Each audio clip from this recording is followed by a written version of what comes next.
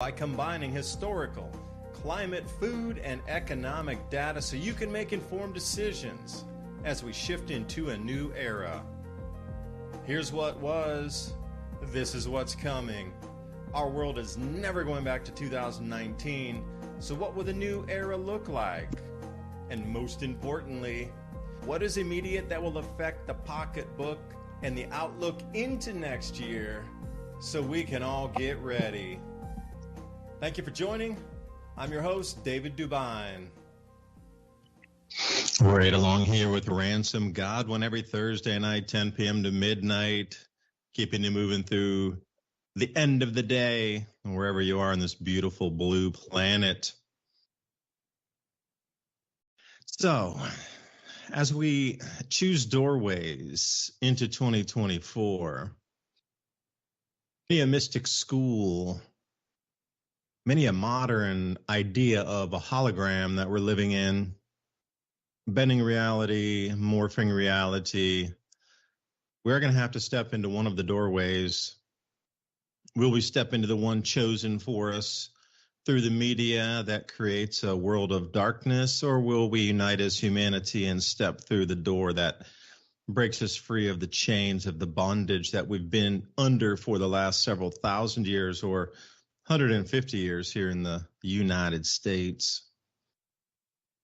So as we move forward into 2024, this seems to be the year. This is it. There's going to be a couple things lining up. I'm going to throw my end of it, and then, Ransom's got a few ideas, and we'll come somewhere in the middle.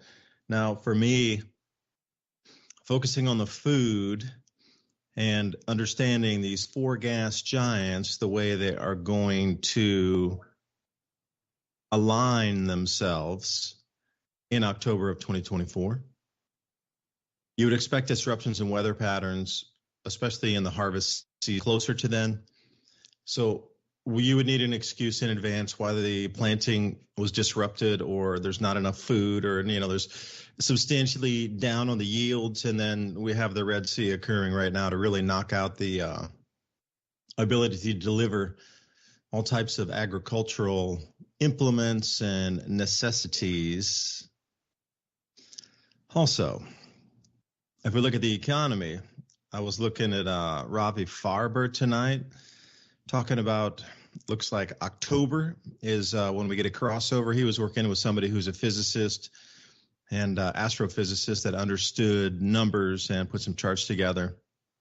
Listening to Jim Willey, also talking about having to fund another $7 trillion in U.S. dollars for our debt to keep our government moving, plus the interest payments, all by, say, October of this year as well, another $7 trillion. That's clipping on at nearly $1 trillion a month. And as we look forward of, more and more countries trading outside the dollar, settling with their own natural resources or settling with their own currencies, or sometimes they're swapping gold between each other. And that's another facet of things. So we got climate, we got food, and then what else would we have? Society. So what do you think society is going to bend as? The school of fish is being pushed to fight each other. But imagine when the school of fish turns and says, you know what? We've had enough of you trying to direct us to fight each other. And then it's game over. So here I am traveling in Europe, 6 hours ahead of y'all. It's 4 a.m. here to start tonight's show. Since I've been here to the same country before in Croatia, I had some notes from the field, if you will. But I want to let Ransom jump in and, get a head start on his predictions for 2024. It's just this, I think, is the pivotal year. And when you look back in the last 1,000 years or 500 years, this is one of those years of pivot that society will choose, civilization will choose for itself which direction. And believe me, the darkness will not go easily into the night. So we talk about hidden history, disappeared chapters of history, distorted time in history. Perhaps we're experiencing another one because they don't want you to know there's a pattern. Because I talked to Mark A. Carpenter, and he was telling me that his research of following this cabal around the planet, which has been here for the last 7,000 years, it seems that they come to this point every single time, but they try to overstep their bounds. and they're literally overthrown and have to leave and go to a different area of the planet. Well, this time they're everywhere on the planet. So they're going to have to step off the planet for a minute before they're going to be able to come back again. And perhaps this is the reason that they talk about 1,000 years of no war, 1,000 years of light, because they're going to be nowhere. But it takes the combined effort of all humans on the planet to just say no. And we'll talk about ancient history tonight, too. So, Ransom, I'm glad you're here. What do you think about 2024? I think 2024 is going to be a catch-up game for civilization because we're at, the more I think about it, and I kind of covered this Saturday, we are looking at a world that has already passed by. The visual idea of the world, the understanding of what's going on of the world for the most part for the population is already passed by, and they don't realize it yet. And kind of like my point being, they have robots literally deployed on most of the major streets of the U.S. already. Now, everybody jokes because they're these little R2-D2 style, and they've been mistreated before. If you remember, they put them out in San Francisco and they got covered with feces and people kicked them over and, things like that. But they're not really there to do anything other than incrementalize the idea of the new world that is taking place that you're not used to or you don't believe is at that point yet.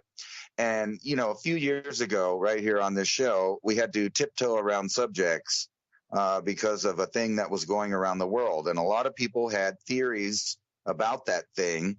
And some of those theories involved, little tiny machines, smaller than the eye could see, that might be in the body doing things. And I pointed out at the time that the accumulation of different compounds and elements into the human body over time, like let's say plastics, carbon, things made of carbon, things like that, heavy metals, once inside the body, if you had the right mechanism, you could create technology, i.e. chips and other things inside of the body without having them necessarily implanted.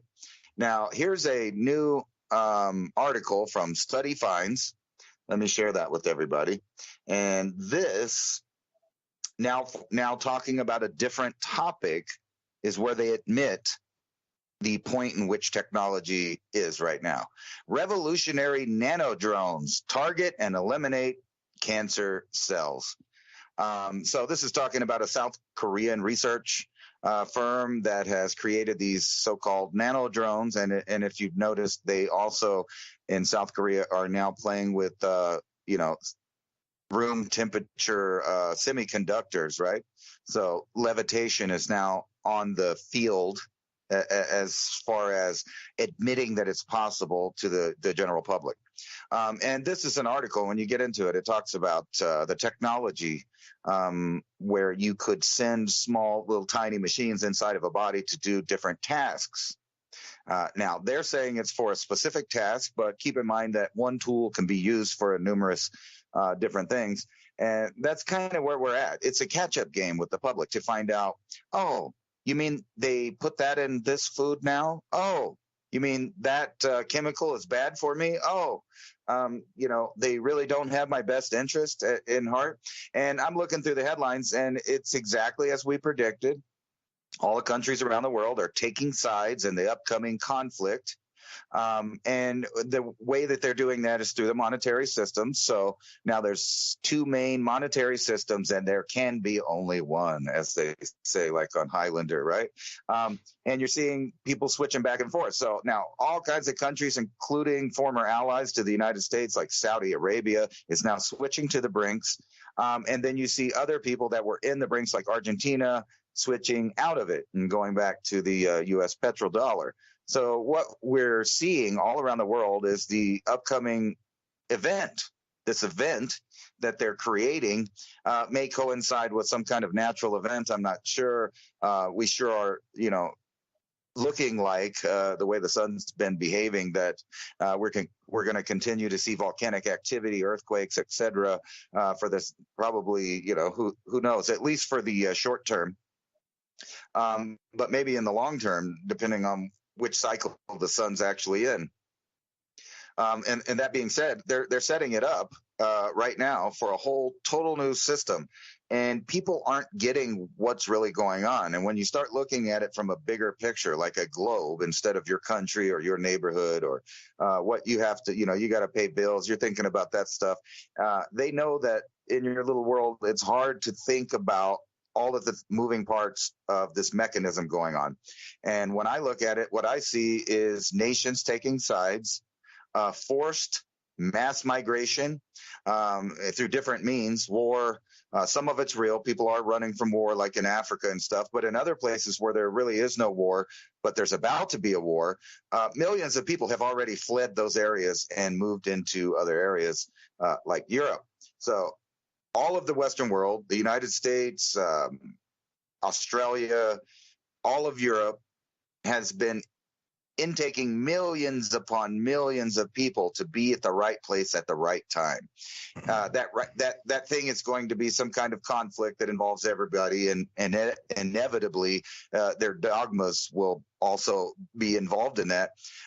And no one realizes that when this happens, that will cut the entire world's trade down. And that's already happening. You see articles about, like we predicted, that the straits around the world, access points to different oceans, shortcuts between going around the world and delivering goods are now being clogged up or shut down, or are about to be absorbed into a conflict area. Which, what does that mean for you and your bills? Well, it means that although the price of gas may be going down just a little bit right now, but nowhere near like what it's been in the past, that's about to skyrocket. That's going to inevitably skyrocket, that because our monetary system is partly intertwined with that. And now we have an entire planet debating which monetary system that they're going to go in, but it all ends in a central bank, central currency to run every last human on the planet.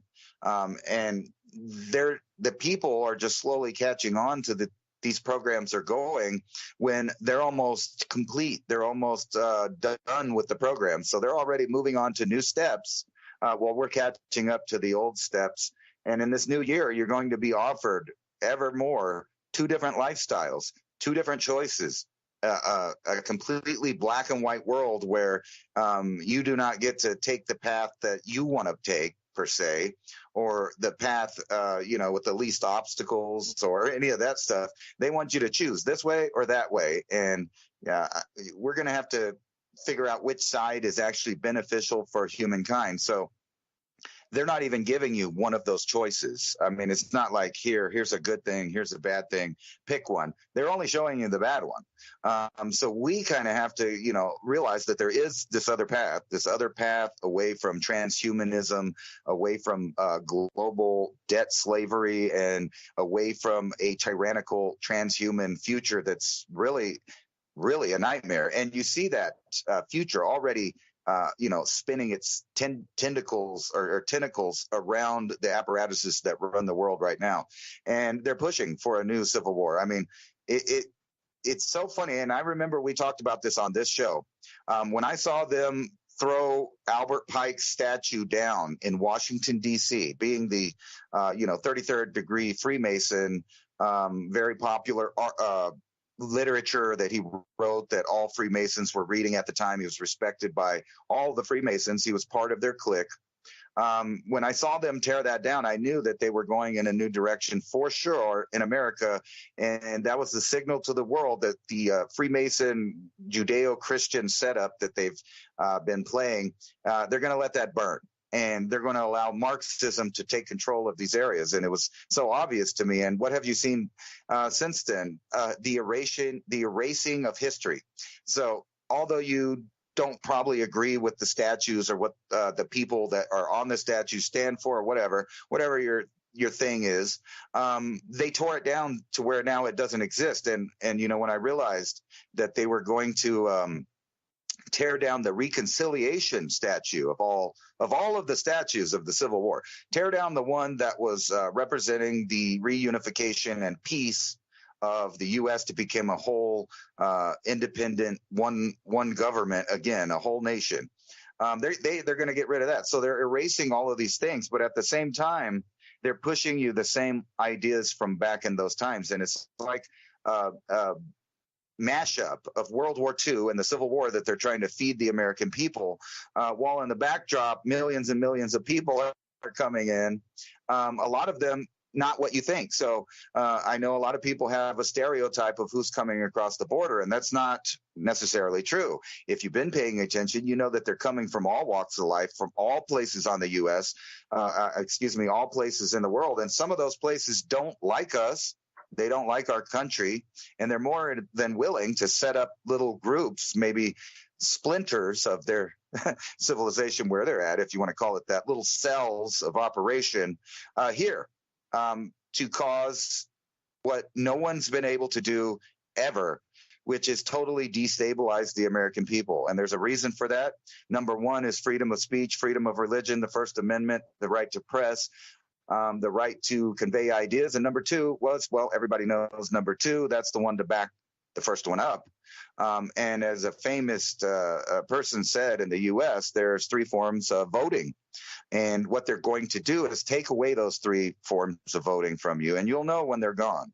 The number one way to vote is with your mouth. It's your opinion, your freedom of speech to voice your ideas, your beliefs, and your disbeliefs or disagreements or grievances with anyone, especially the government. Number two would be that ballot box that you're supposed to drop your individual vote in to vote and cast to take participation in the democratic system of the constitutional republic we live in. And if all else fails, of course, there's the ammo box. And that's coming from, a very famous person. I know a lot of people know who that is, but I'm not going to say it because it kind of feeds into the propaganda. So they're trying to give you this idea of a Civil War type scenario. They're making movies about civil wars. They're giving a predictive programming up the wazoo about a failed United States, a failed Western world. But at the same time, they're not stopping their investments. They're not stopping rearranging their assets, resources. They're not stopping from building bunkers because they know something's coming. So I think that's where we're at. We've been giving a choice that's unseen. It's an occult choice. You have to find out about it yourself. And kind of like the Masonic way, you have to ask or figure it out on your own or have initiative to figure out what the other option is. And the only option that they're trying to provide is the end of humanity, the end of carbon dioxide, the end of farming, the end of eating meat, the end of growing meat. That's what they're talking about. And they're not even hiding it anymore at this point. They're leaving it upon the ignorance of society to actually think that killing yourself or killing your offspring or, like volunteering for suicide as they're pushing in all of these different countries around the world now. And, and I said it a long time ago that was going to expand. And now to the north of us in Canada, there's several reasons. You can do it because you're mentally ill, because you're addicted to drugs, or you have a terminal illness. And that is going to spread where they offer it for poverty. And once one country or two countries do it, more countries will do it. Everything on the plate is about depopulation. And mark my words, all they are doing right now is setting up in the background while everybody's obsessing over this fake list that came out that's no one's ever going to get convicted of or anything. So I don't know why everybody's excited.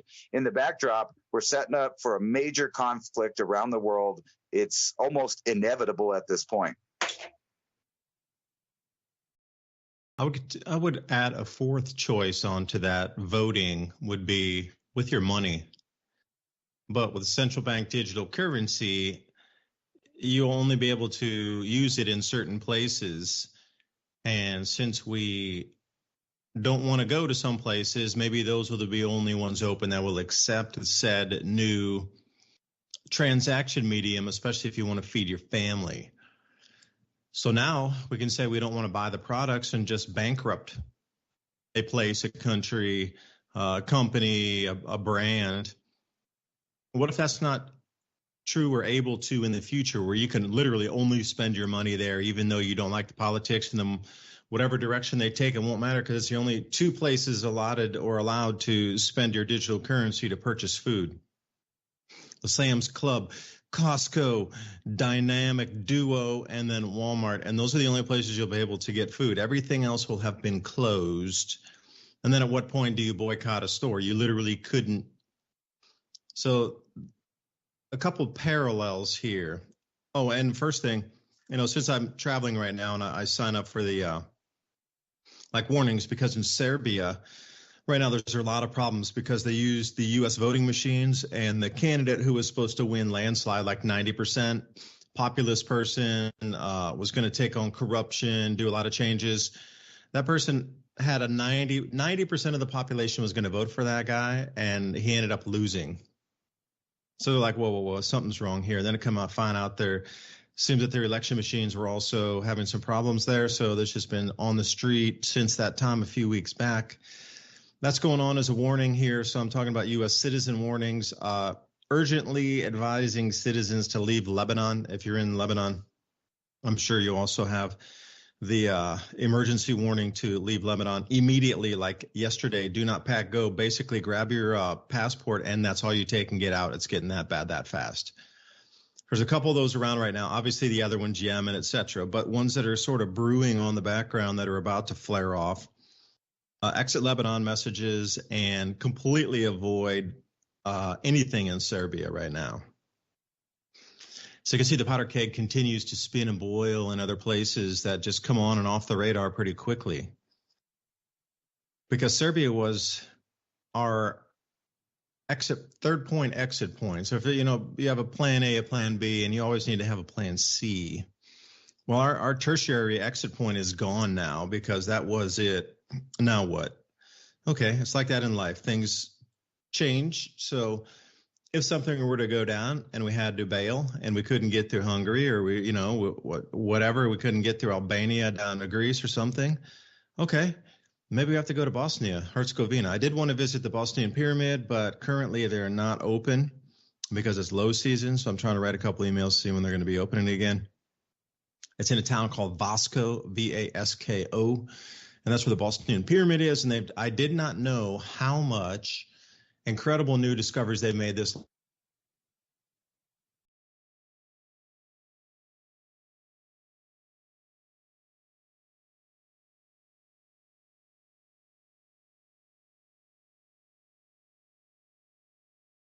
Think you cut out there, Mr. DuByne.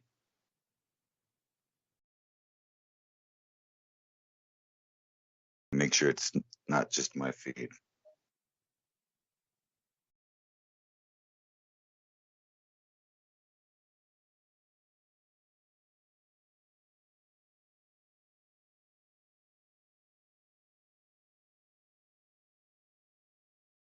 Under their 7,000 to 8,000 years. There he is. He's coming back. Maybe. Yep. Yeah, that's strange how it dropped off. The internet might have dropped and then reconnected. So there you go. Shutting it all down. And it was weird how it dropped when I started talking about the Bosnian pyramids, wasn't it? Interesting. So, Ransom, I just want to make sure that you can hear me. Are we good? Yes, sir. You're loud and clear now. Okay, excellente.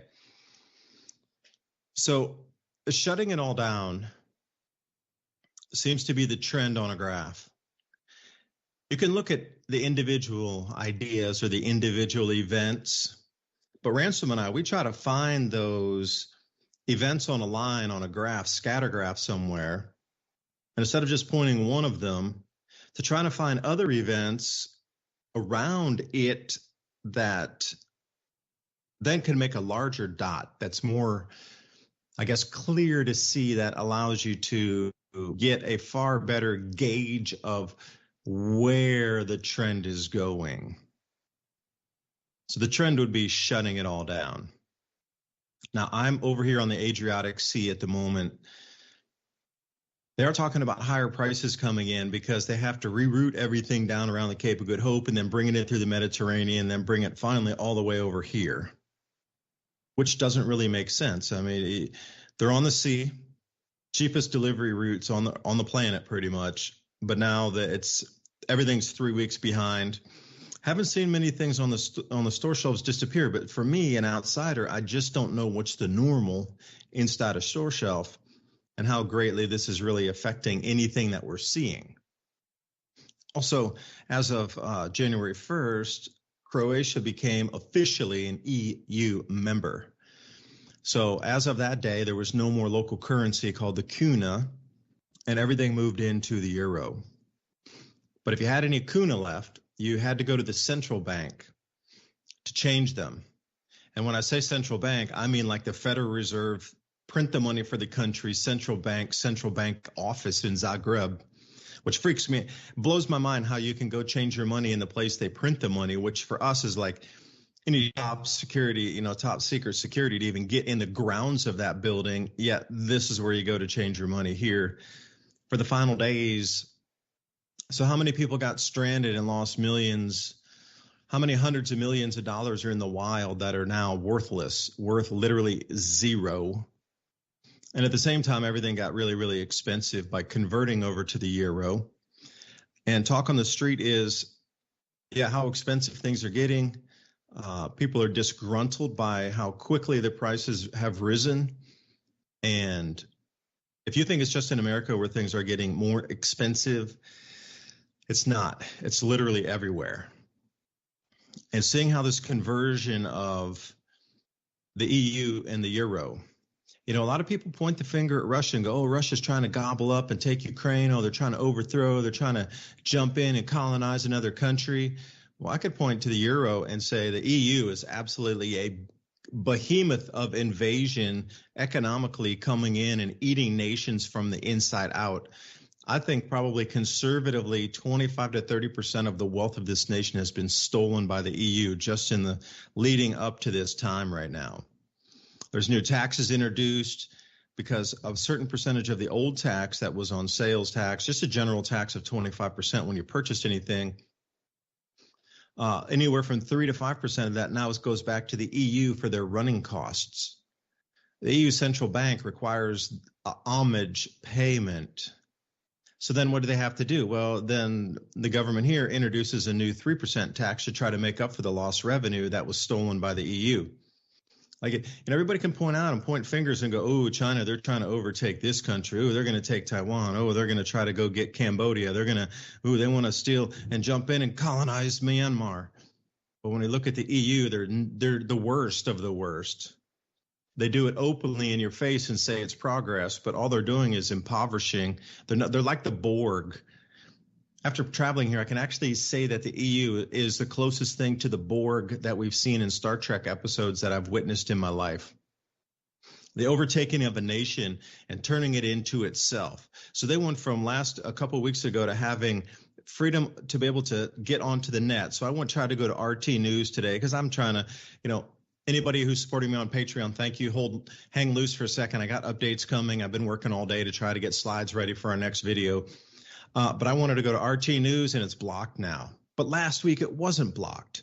But this week it is blocked because last week they weren't part of the EU. But this year, now they have to abide by all these internet regulations and all these banking things. And there's forbidden websites, and you can't go to RT News inside the EU. But last week you could, and then it's just all these free speech things, the platforms that are going to have to shut down or be curtailed.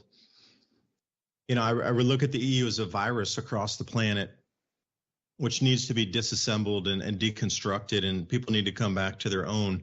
Because when we were here last, they had some of the best calamari, and I don't know if anybody's a fan of calamari. Very lightly breaded, fried in some of the best olive oil. And the way, I don't know, whatever they did, they had some sort of like vacuum that pulled all the oil out of it. And it was some of the crispiest, freshest, most succulent, sweet calamari I've ever had in my life. So I wanted to get that when it came back. So I got it, and the guy was telling me because of the new EU admission that starting this 2024, they're going to have to start they're forced to buy squid from Spain and have it moved by rail over here to sell the same seafood they could sell bought from their local fishermen on the coast.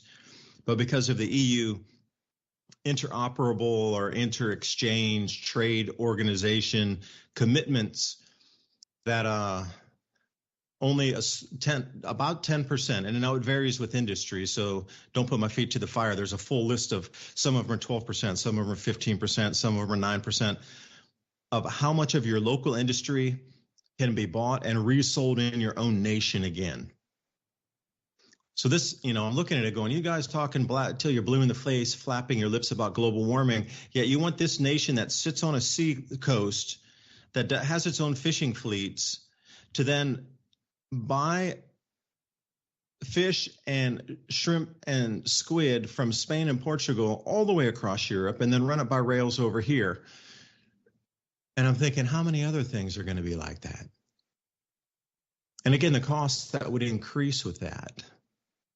And the costs here have doubled and tripled for many a thing. Now, this is one of the most affordable, best countries to ever travel in. I mean, you could, sit down and have like a rib dinner with a few beers and it was like $15. Or you could have some seafood and, that previous calamari that I talked about with a beer and everything would be like $7. But now the things are bumping up in price. They're coming up in price. And then, the real price increases haven't hit this country yet. It's just started because of the transition into 100% euro this week. But now they're going to have to start to reprice everything in euros moving forward.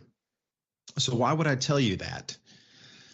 Because you brought it up, Ransom. You talked about this, some of the conditions seem as if we're dropping back in time to around the civil or post-Civil War era.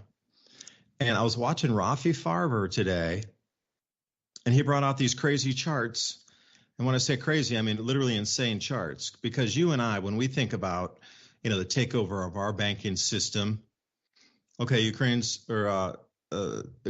banking system was just taken over by the European Central Bank, and they're going to get shagged this way from Sunday on their money and monetary policy, and it's just going to be an impoverishment fest as this country moves into the new monetary system with unelected oligarchs and unelected dictators called the EU.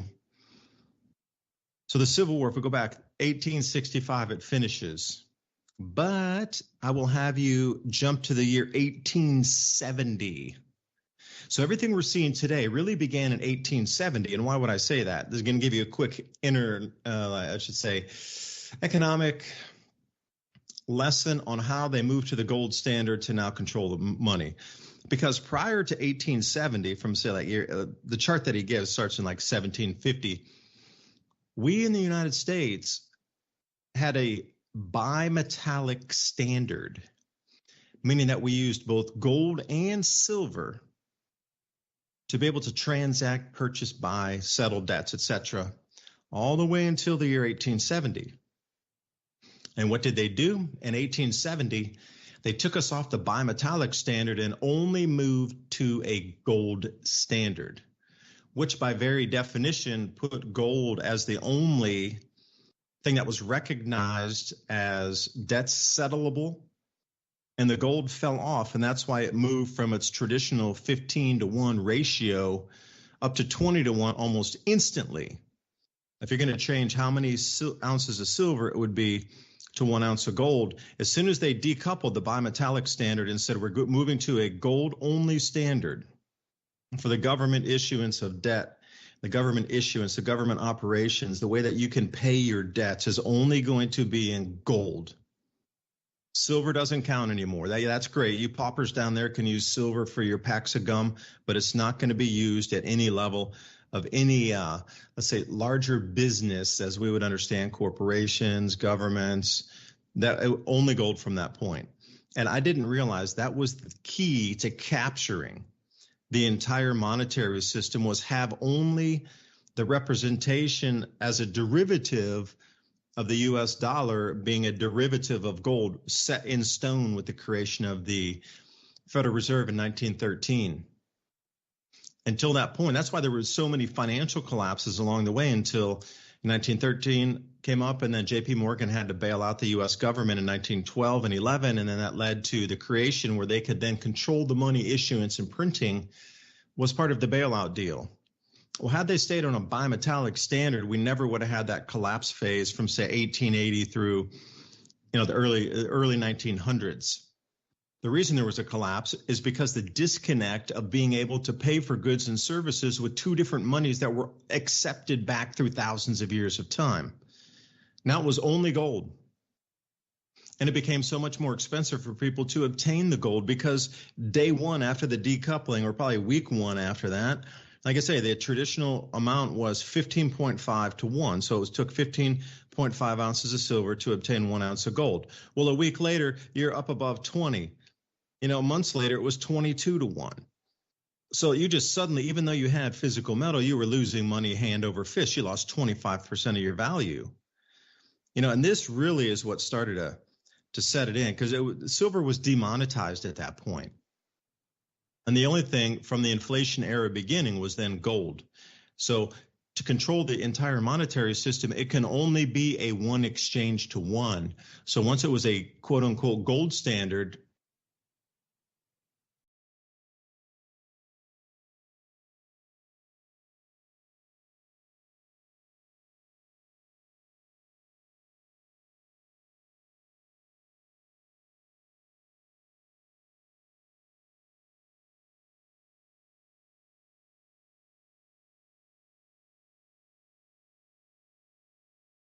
And I guess he got cut off again. So we will be back right as soon as he comes back.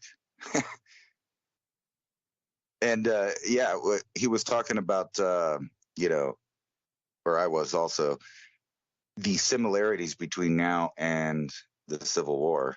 And actually, this is the first time that we've had two incumbent presidents since like 1892 or something like that.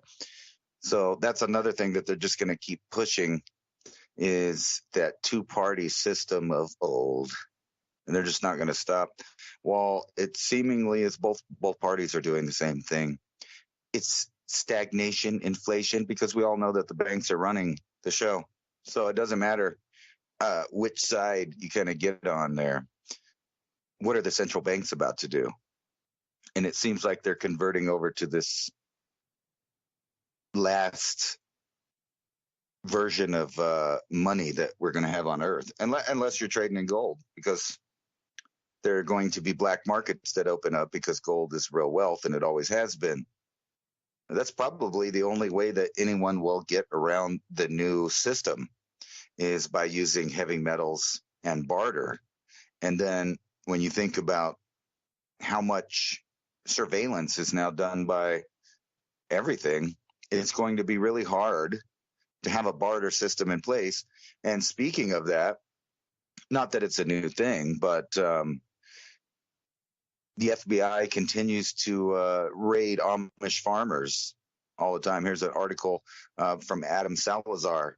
State raids Amish organic farm selling raw foods to private buyers. Once again, because food is a weapon. So if you can stop people from getting food, then it is a weapon, especially if we can't just eat the organic food that old style preparers, farmers, ranchers, etc. make things. Are you really free and a free citizen? Are you a free person in the world? Let me check out DuByne. Back again. All right. Sweet. No, it's not. It's like right when you get to the good points, you cut off there. I was just saying we've been sold a sham of goods in the way they've reconstructed financial history to think that the Federal Reserve was responsible, and the only thing that was really keeping us, because they pre-programmed us. Nobody's been alive since 1870. Like, I don't know. I know zero people that are alive right now that were adults that could understand the transition of money. There's zero people left on this planet that are alive at that age. Right. So they've been selling us this fake bill of goods, a gold standard, gold standard, gold standard. But that's the way they stole the money supply, because it was originally a bimetallic system. So what are they going to sell everybody again? Oh, we got to go back to the gold standard and make sure that our money's sound again.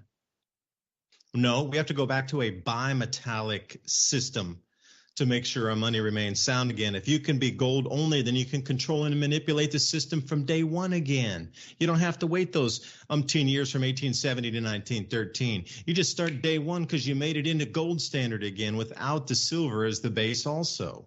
See, that history is so murky, and that's only 150 years ago, 151 years. I mean, you look at go back 500. Geez, my knees.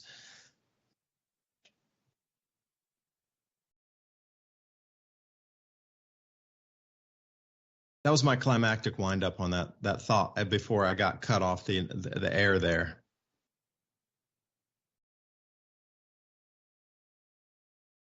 Sorry, no, I was looking for the article I had there. It's about a book called The Final Countdown to the CBDC. And it pretty much describes what we've been talking about. Like, for example, down here, this is supposed to be a fictional book based on the scenarios that are going on now. The Price of Submission is one of the titles to the paragraph in this article. But here I found a passage from it where it says that the CBDCs, New York City, once bustling with life and energy, had been transformed into a dystopian nightmare. The United States' previous symbol of freedom and democracy had succumbed to a digital tyranny.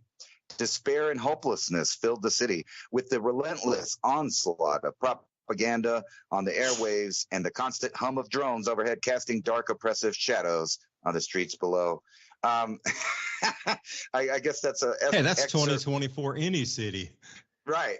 So that's an excerpt from their book, but obviously I haven't read this book or anything, but I could tell from just that little bit of it that it's covering exactly what we're talking about. It's this incremental system that will just be put in place, and people will not know what happened when all of a sudden they're telling them, you know what, that paper money's not worth nothing, or your property deed is not as secure as you thought it was, things like that. And the more Marxist we let local government get allows the more national government to get that way too. And we can see where they're going because we can listen to what they want. And it's a own nothing, not really be happy. That's kind of sarcasm, like, war is peace and freedom is slavery kind of mentality. But you're going to own nothing, be happy, and eat bugs. And I'm thinking the people that they're getting used to that idea. I mean, think about this just on a basic concept. Bugs are a last resort. Bugs have always been known to be like the last thing you would eat if you were in a survival scenario, or, any movie that used to show the end of the world, people were eating bugs because it was like the only thing. Like, for example, that movie, The Road. They were so happy to find a couple dead moths in the windowsill to eat it for some protein. And then here comes the world elite telling you, you know what, farming's bad, meat's bad, you're bad, breathing's bad, owning a home's bad, you're racist, we need to move millions of people to where you live. You need to stop living like you're living. And then when you sit there and think about it, what are all the extra people going to eat if you're shutting down the farming simultaneously as upping the population of those areas? And then telling you to eat bugs. Well, maybe they're just prepping a whole new generation of people for the idea that only the rich, elite, technocratic few are allowed to eat meat and own property and be happy. But you can report to the nearest factory so that you can start repairing the drones and the machines that make things. And here's your bug sandwich, or your protein bar like they had in the Snowpiercer. When they looked in there to see what they had been eating, that's all it was crickets, cockroaches, and things like that. And now you got I hear all these people arguing, oh, we used to eat bugs for thousands of years. No, people ate bugs when they had no other choice. Stone Age cultures learned how to cook bugs and eat them because it's a source of protein that they found where they live. And believe me, if they had beef, they would eat beef more often. That's just a fact. And the whole idea that everything about humans needs to be shut down and simultaneously setting up for a world war. And then whenever you start looking at the death statistics for the last couple of years, combined with the dropping lifespan of human beings, it kind of goes back to what we were talking about. And, maybe it's woo-woo, maybe it's not. But the years with the least amount of sunspots seemingly producing the people with the longest lifespans. And we talked about this before. It seems like every time that happens, they give all of these trials and tribulations for the people that would have been born after those years to grow up in a destabilized world to, like diminish their lifespan as well. And believe it or not, even though we have for the first time, more people coming into the country than being born. Think about that. Now we're matching other Western countries like Italy and many others, where more people come in than the amount of people that are being born. And the fertility rates are, dropping through the floor at low levels. Not only that, men are becoming sterile. You can point your fingers at this thing or that thing or the other thing or what it is, but it only happens in the countries that seem to be targeted for turnoff, which is the Western world. You don't see them pushing these narratives really in other places. And when they've tried, it's kind of backfired. And now, we're finding out that maybe the point in which we understand genetics is further than they've been leading on, because, I've been reading the papers as they come out, throughout the years. First, they said Neanderthal was our ancestor. Then they said, oh, wait, no, it's a different species. Oh, wait, you know what? It's been around 100,000 years before us. And now the papers are circling back around to say that, no, Neanderthals are just regular humans, which, I don't need to tell you would throw history on its head. Of what they're saying, because what they're saying is that human beings have been doing things and building empires in a repeated cycle of flourishment and destruction for hundreds of thousands of years, if not millions of years, which would explain a lot of mysteries around the world. And our most recent one was at the end of the Hunger Dryas that flooded the world. And it seems like a little group of cultists and occultists got together and found all the knowledge that there was to be found, disseminated it around the world. And then, since then, we've had several other cycles pushing us down. And I think the elite that have been the continual chain of information through these secret schools, secret libraries, etc., they know exactly what's going on in the cycle. And if they're moving their pieces in accordance to that cycle, then I think we should listen to them and listen to what they're saying. And when they're saying they want to reduce the population and they want to get rid of us down to net zero, that they mean it. And that's exactly what you're seeing. And I think that Americans are sadly mistaken if they think that these things cannot touch them that they see happening around the world. Not only combat zones, but famines, droughts, destabilization, outbreaks, things that can turn normal, comfortable life up on its head within a matter of weeks. And we hopefully not, but I think America's about to get to see some of that, because the world elite have set it up for us to be the next in a series of nations that they destroy so that they could profit off the rebirth. Hey, brought me back to my childhood school lunch days there, speaking of a few things. Remember back in the day, we'd trade like a Twinkie for a peanut butter and jelly sandwich?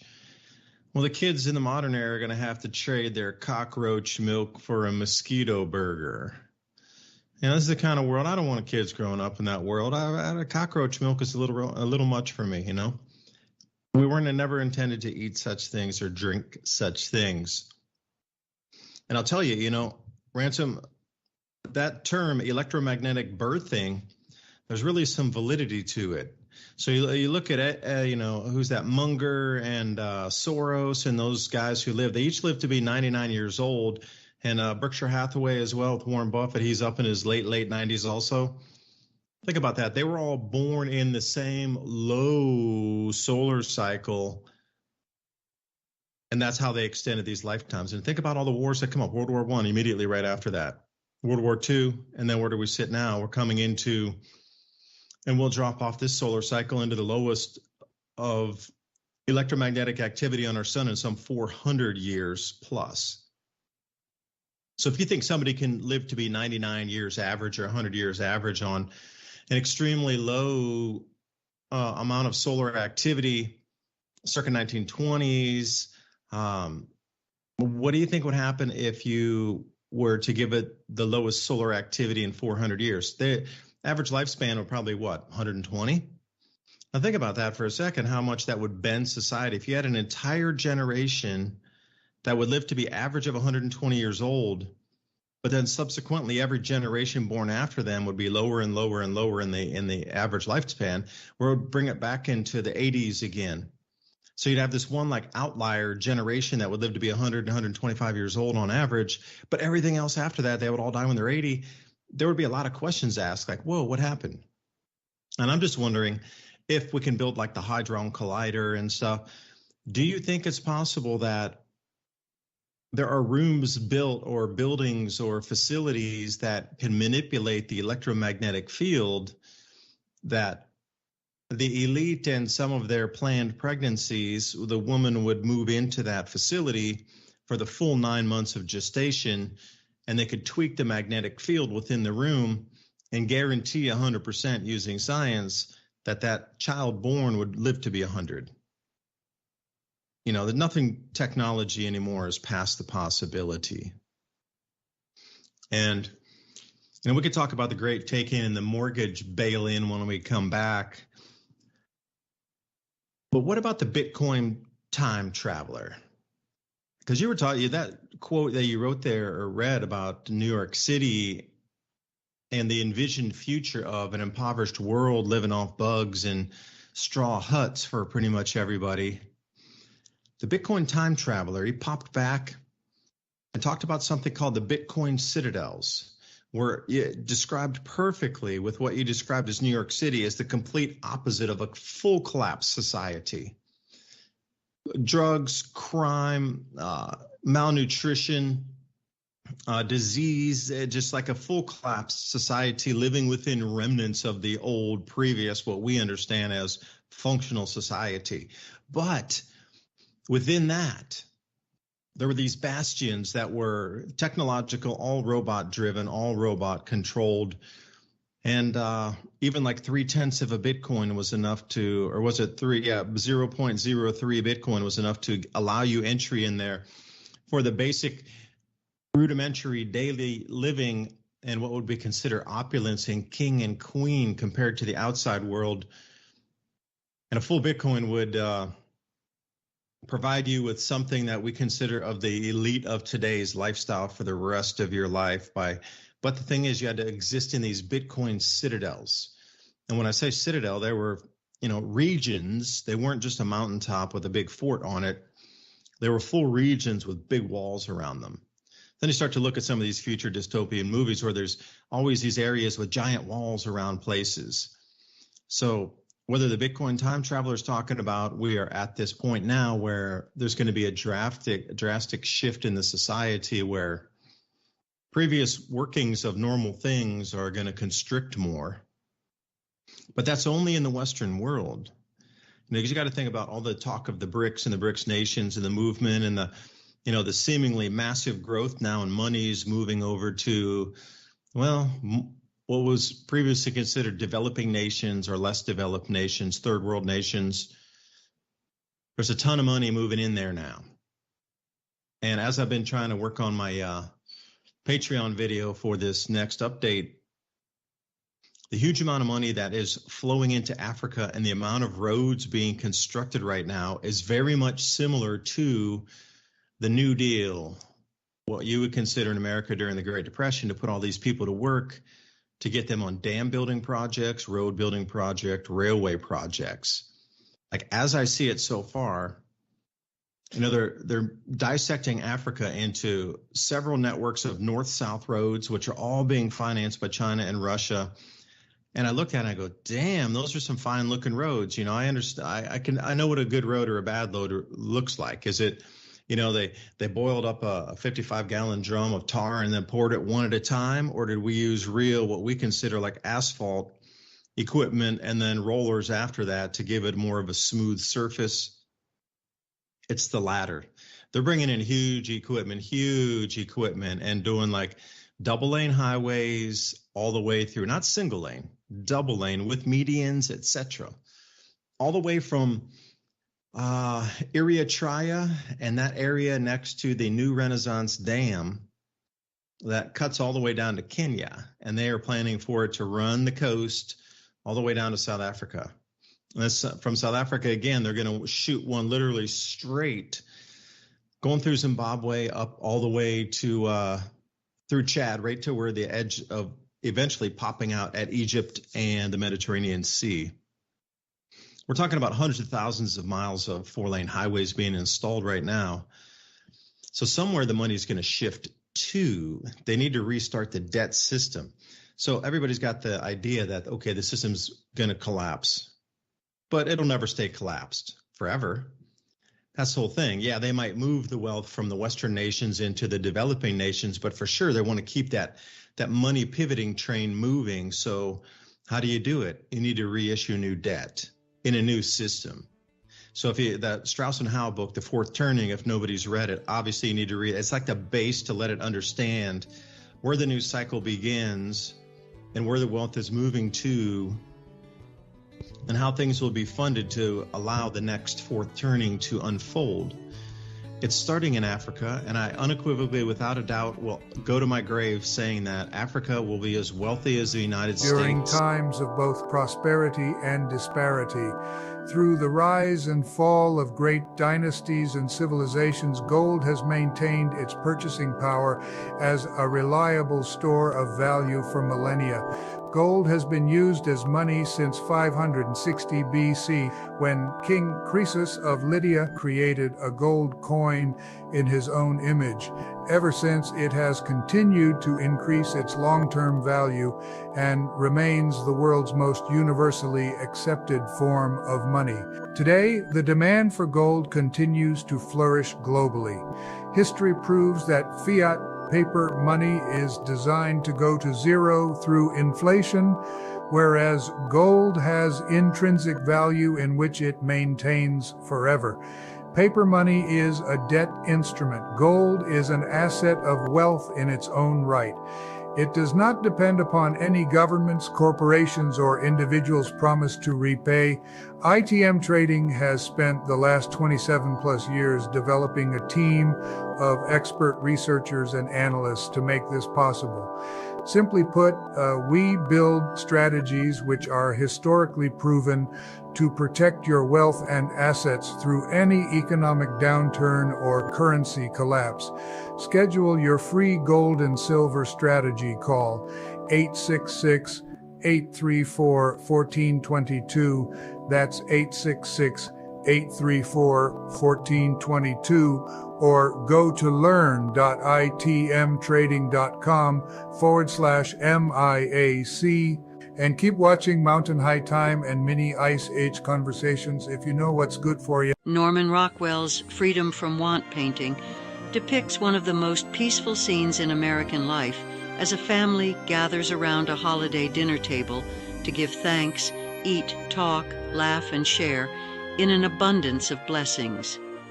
While this great American tradition will play out in the coming weeks, a hunger catastrophe is unfolding around the world, putting even the simplest of meals out of reach for a growing number of individuals and families around the world.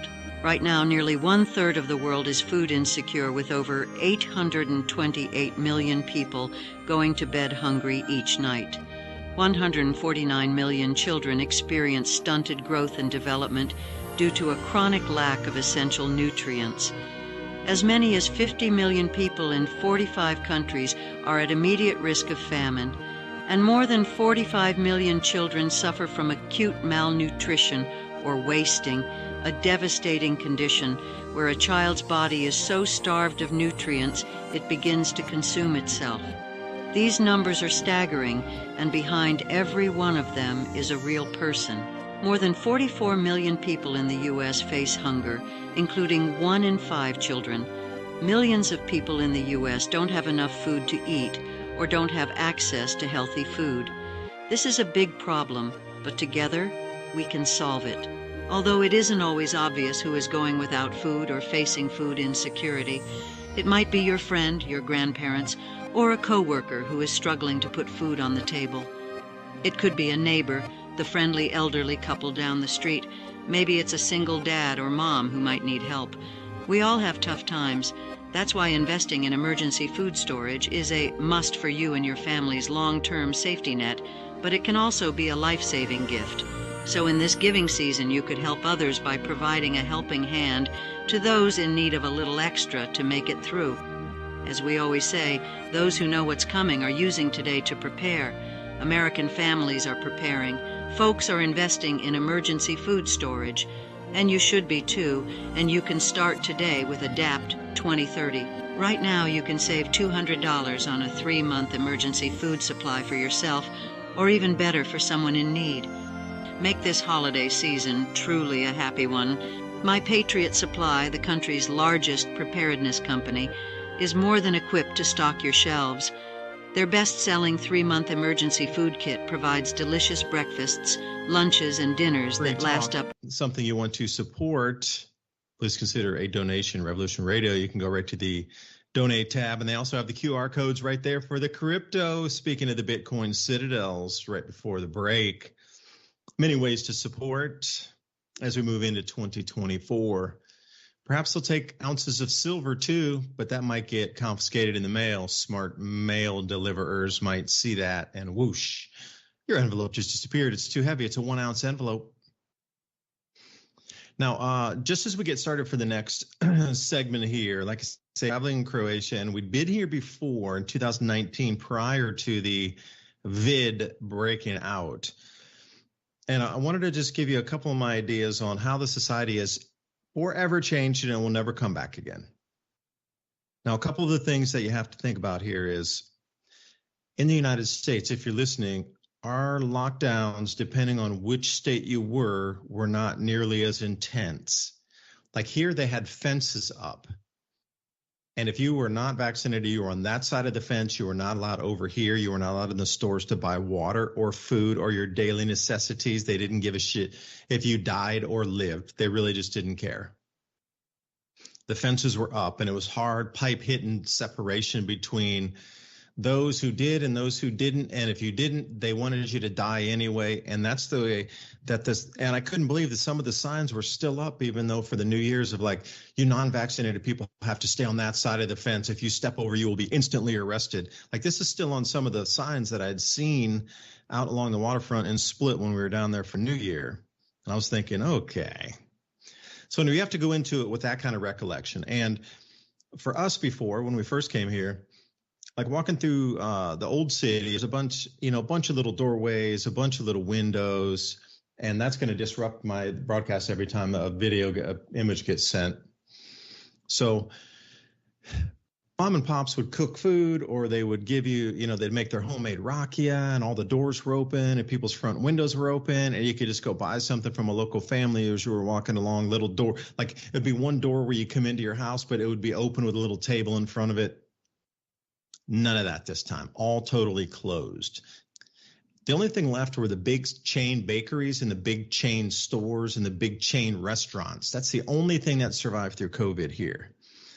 And the people were so split along the vaccination cards or the not that they said, okay, you treated us so badly during that time, even though everything's been lifted now, we never in our lifetime will ever frequent your business ever again, ever. And we will tell our children, multi-generations in the future, never deal with your family, never deal with that store.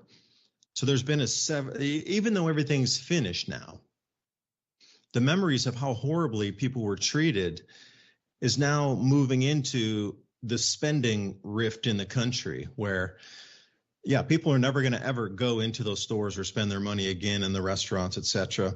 And another thing I noticed really is the laughter is gone on the sidewalks and streets. But that was one of the coolest things is everywhere you went, you heard laughter. You heard, all kind of like fun talk and people just vivacious and living life. And it seems that the soul was sucked out. You just barely hear that on the streets anymore. And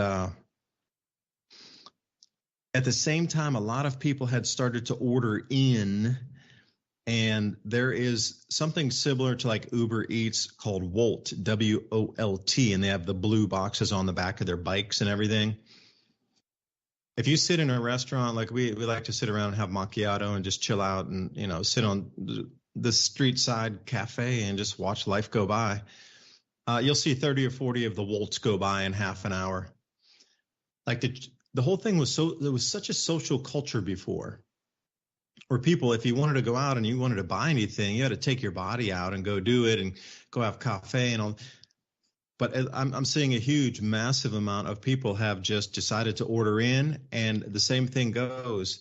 I will never go back into your cafe. I will never go back into your restaurant. I will never, ever again touch your bakery. I will order anything outside of your sphere of me ever giving you a penny of money again because how horribly you treated my family or me because we weren't vaccinated.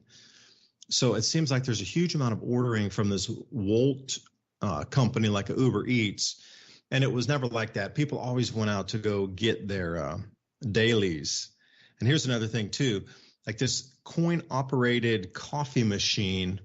I mean, if you would have put one of those in this place, you would have been laughed out of the streets by putting a coin-operated coffee machine in the street. Like, what? Damn, dude, there's 50 cafes over here. What are you talking to coin-operated? But now you see these coin-operated cafes everywhere, where it's like €1, you plop it in, and then like a Nescafe thing pops out. But again, it's that same separation of society. Everybody was so 6 foot apart and you couldn't go to cafes, but everybody needed their coffee. So now there's hundreds, thousands of these coin-operated little kiosks. But again, somebody will drop €1 in there and they won't go to the coffee shop. And it just, again, it separates that society thing where there's less human interaction to keep a society tight again. And I'm looking at it, it was super nefarious the way our world was broken apart because Croatia was very, very, very, very tight as a society. And the damage done during COVID and the way it was shattered from within, it's so clear to see the plan on how to destroy a society within the society, to have the people turn on themselves. And then after that, turning is done, nothing ever re-repairs itself, and the old norms continue to stick, even that, although everything goes back to normal again. So anyway, I thought I would throw that out there for you, and the same rules apply. Only the big bakeries were left. Only the big restaurants were allowed to open, and those are the only ones left. So there's been a definite, drastic, very noticeable shift in the society here. So if you've seen it in America, you're not special. It's happened everywhere, but here it hurts my heart to see. This is one of my favorite countries, and just the vivaciousness of living and enjoying life and just expressing that through laughter and sort of thing. People don't want to get close anymore after this COVID thing. It might take a couple generations to come back. It will in the future, but for right now, the world's experiencing the same kind of trauma-based mind control. So that's how I'll start the episode here, Ransom.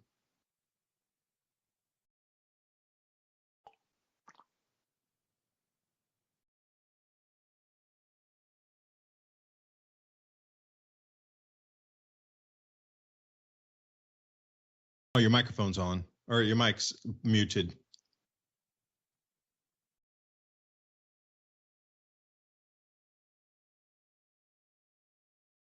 Okay, Ransom, I'll wait till you come back. Just unmute the mic when you hit back into the studio here. The world of yesteryear. That's funny. The world of yesteryear. It's like we're looking at a 1930s as a social movie. Experiment, you should pick out any of your favorite 80s. I'm muted? No, you're good to go. Sorry, go ahead.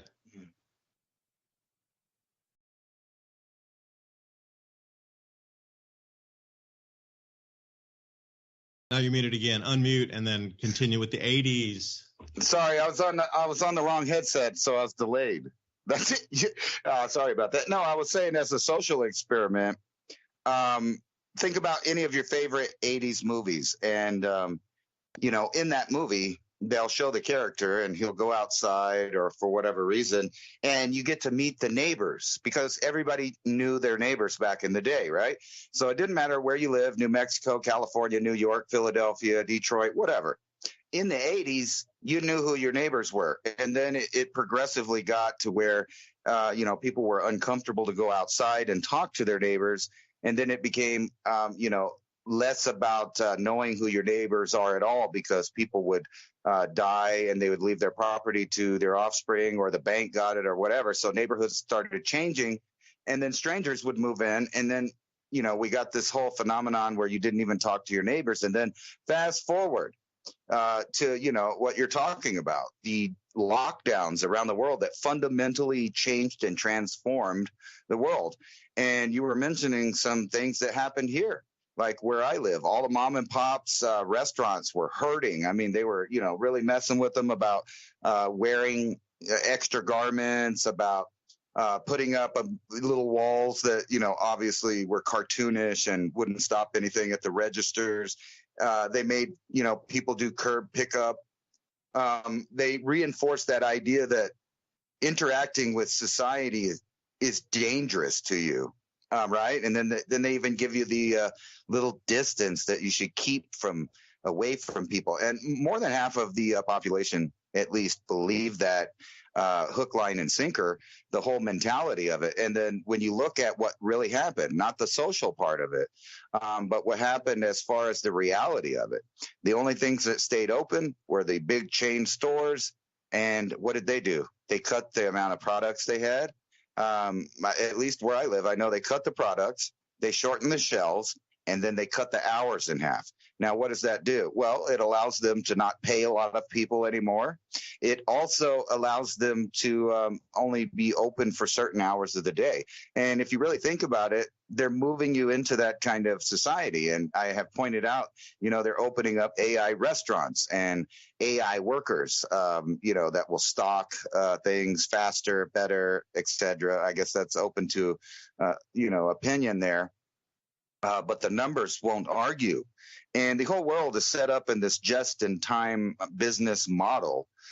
So whenever things go bad, people are going to be clamoring for things to return. So when they return, they're not going to come in the same format as you're used to. Like, for example, dictators don't raise armies so much anymore and invade countries. Now the invasion comes through suits, ties, negotiations, and legalese. And that has been furthering that whole idea, along with the, recent change in behavior. So now when you go outside, there's an added fear of, desperation. There's a fear of people, worried about getting sick from other people. And I saw in the headlines, of course, there's new variants. There's a plethora of reasons why there's going to be a lot of vote-in ballot voting this year, or for the election this time. So, when people are scratching their heads, they're no telling what happened. It's so convoluted and complicated now with robots involved, algorithms, and nefarious people. You can't trust anything you see, hear, or read. And then later you find out that, of course, 50 or more % of whatever you heard was in fact wrong. And then, the whole society is now set up where you are supposed to fear people, right? There's mass shootings, there's crime on the rise, there's this, there's that. Instead of promoting the ideas that have traditionally worked, which is communion with your local neighborhood, to know who they are, to work with them, to help each other out when sometimes people are doing bad. But that whole world's gone. That was the world where each individual house probably had someone in it that had their very own job and their very own trade that was unlike everyone else. Like I knew a guy that worked on radios. I knew a guy that made boots. That is almost completely disappeared. Not only from the service industry, like, if I had a pair of boots and I wanted them sewed, depending on what town you live in, you're just not going to find anybody that does that. Some of the towns across America still have people that refuse to participate, and they stayed open, or at least that they saved their money so they could reopen, or they had a situation where the circumstances weren't hurting them. But those are far and few between. And when you look at it now, we've almost had a complete takeover by several different parties simultaneously. So you have the bankers buying up all the properties, the real estate companies that work hand in hand with those bankers. And then on the other end of things, you've had the box stores completely take over the food market to the point where that's all there is. Like, so where I live, you can name a chain. We probably have the top 10 of those, and there's only 2 grocery stores, and those 2 grocery stores only provide 2 choices each.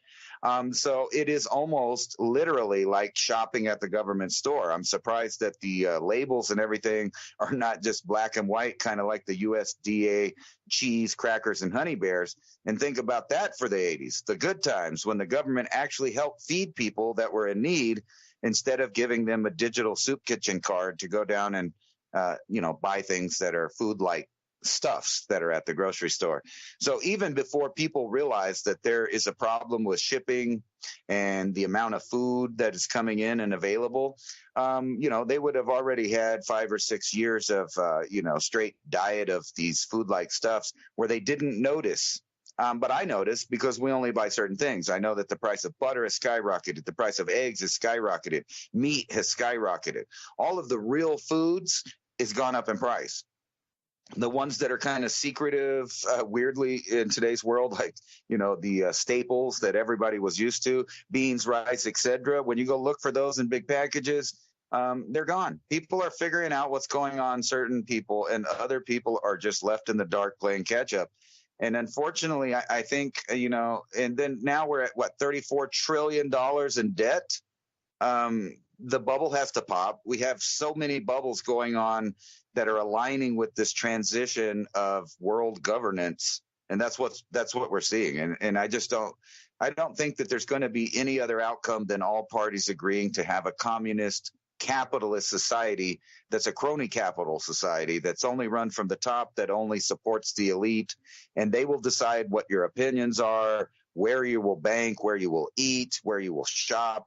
And it's almost like that now. And now we're finding out the amount of technology in the background that they're using to complete this. And that goes with all kinds of, there's no other word for it, but brainwashing, or maybe brain directing to have a certain opinion, buy a certain product or not. I talk to people that think that eating from a garden is disgusting. And they're like, ew, you got that from outside? Isn't there like bugs and dirt on it? I hate to tell you, that's way better than the stuff that's all over your food at the supermarket. My favorite yummy after coating of my fresh vegetables would be A-peel. Can't get enough of that stuff. Thanks, Bill. So tasty. Even though you say it's tasteless, odorless, you can still smell it on the product. I guess the nasal, I should be a perfume tester, I guess. But that's just me. And, the cutting of the products, there was an article on Zero Hedge. I don't have it pulled up right here, but that was the whole crux of the article, was how stores have, for 2024 and 23, just stopped carrying so many choices. And they talked about candle companies cutting, and the amount in the food companies, instead of 32 types of products, they cut down to 16. And, who carries Red Bull, and I forget, like Coca-Cola, they had 32 products, and some of these beer and beverage companies, they had 40 products, but now they're just cutting 20 of them, and they're trying to nurture the other 20. So think about all those small businesses that survived through COVID that were still being held by Coca-Cola as, product line number 39, makes steady money, not really growing, but then suddenly, after you survive the COVID, you got your business back up and running, and then Coca-Cola cuts those top, or the low 50% of all the products. And it's not just like Coca-Cola. It's the huge amount of things from the Home Depot, which would give you less choices for your home, Bed Bath and Beyond. There's a couple of those other ones that like Hobby Lobby and a few others, cutting extreme choices out of there. And again, these candle companies, we can do with 42 cents versus, different scented candles. We don't need 120. And they keep coming back to, people don't want that many choices. And plus our overhead's getting crushed by trying to carry just, one different scent that comes out in a certain holiday that we need to retool our entire line for. But they're telling you in advance that they're cutting the choices because you don't want the choice. Again, it's like the tail wagging the dog on that. Who says they don't want the choice? It's just society's now telling them that there's going to be less choices. And mark my words, there will be. And if you start to see that trend, which Ransom and I are talking about, that's a line on the trend. So if you were to come out and see okay, a dot moving that direction in 2024, there's going to be less products available. Okay, so then you could look at the Red Sea and say, all right, well, that 3-week delay in shipping, yeah, that's going to have some knock-on effects in ordering systems, even if they're using AI. Feeder vessels aren't going to, hit that main, departure date, and then you're waiting another 6 weeks on top of the 3 weeks. AI can do its best, but feeder vessels in the real world, you either miss the ship, literally, you miss the boat, so pun intended there. But then you look at those types of things. We're in earnest. A full Zero Hedge article talking about how companies are now cutting massive amounts of product with giving you far, far, far, far, far less choice. And that's just a trend that's going to continue. When you start to look and see some of the supermarkets are running thin on things anyway. Well, now you add in all that, and that's 2 dots there that correlate into, okay, that's a little bit larger dot because we now have 2 very clean stories pointing to the same metric of, well, less goods available in 2024 in your store shelves. So get ready for that, prepare it. And then I'm sure a few other articles are going to pop out during this time. And, you talked about homes being bought and sold in neighborhoods. Another article that was out earlier for the wrap up of 2024, 55% of all residential home purchases were done by Vanguard, BlackRock, and Blackstone. It wasn't people buying the house that you might not know your neighbor. They're going to be renters.